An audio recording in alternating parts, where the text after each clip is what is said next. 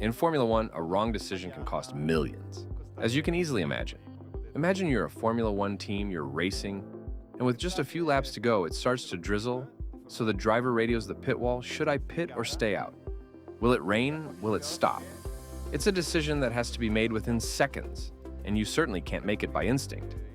Because in my opinion, instinct doesn't exist in Formula One. What is certain is that you cannot improvise. To avoid improvising, everything in Formula One is driven by data. In the garage, but also back at the factory, very often. There are dozens of engineers following the race in real time, monitoring all the available data during the race, including the car's telemetry, but also the weather data, along with every other piece of information that can be collected during a race. And based on everything that was studied beforehand, during testing and during the car's development, they're able to tell the pit wall what the best decision is at that specific moment. So everything is based on data. In Formula One, you could say the driver doesn't really win.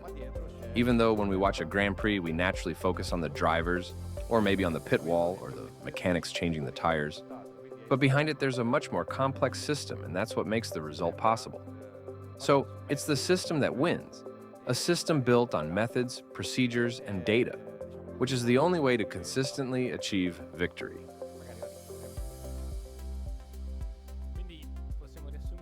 So we could say that what looked like entertainment to you, for us, was simply everyday work. The face of the desperate mechanic trying to fix the mess that had just happened. It was work. But we absolutely loved it.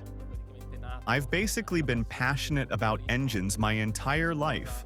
Cars, motorcycles, anything with an internal combustion engine.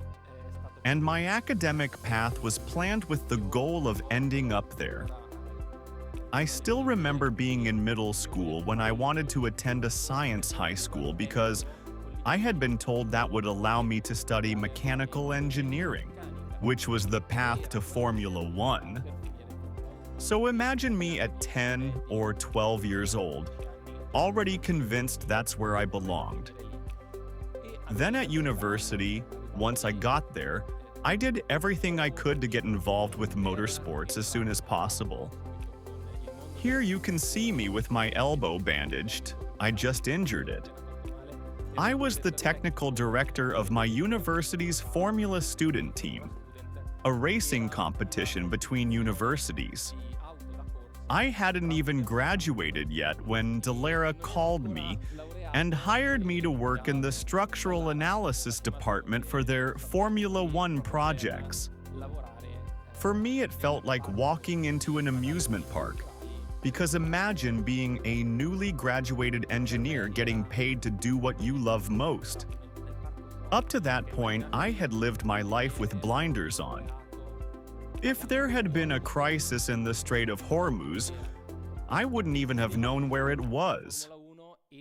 Formula One was the only thing that existed, and I absolutely loved it. There are so many stories behind some of these pictures. The one on the right, for example, looks like it was taken in the afternoon, but I think it was around 3 in the morning. I was working in structural analysis, and there were only 2 days left before the first Barcelona test. Just imagine the situation. The car is about this long, and there are around 150 people who all need to work around it at the same time, and there's simply not enough room. Formula One is incredibly efficient, and people think very logically like this. The day has 24 hours, there's not enough space for everyone, so let's work through the night. You quickly realize that Monday was just like Saturday, which was just like Wednesday, which was just like Sunday. Day was the same as night. There were no schedules. At that stage, we were testing aerodynamic components. I was responsible for the structural side of those aerodynamic parts. And at that moment, I could actually see the work I had designed becoming reality. Imagine the fear that something we had built might fail somehow. But I loved that environment because I felt that everyone around me spoke the same language. There was data, not opinions. Whenever you had an idea, you had to explain it, but not by saying, "I think this works." Everyone would look at you and say, "Hold on, prove it, show me the data." I absolutely loved that. And then there was the passion that drove everything. It really was an incredible boost. Exactly. I have to say my path was very similar. I've always been passionate about motorsports, especially racing. I used to watch every Formula One Grand Prix with my father, and that's where my passion began. My first real experience in motorsports was also Formula Student, which gave me the opportunity during university to learn how to design a race car and also to drive it. As you can see in this picture, I was also one of the team's drivers. Sorry, Formula Student, not Formula One. I never drove a Formula One car. Formula Student. I was also the team leader at the University of Florence, and during that experience, which continued throughout my PhD, I had the opportunity to work with Ferrari. I started an internship there, specifically in the composites production department.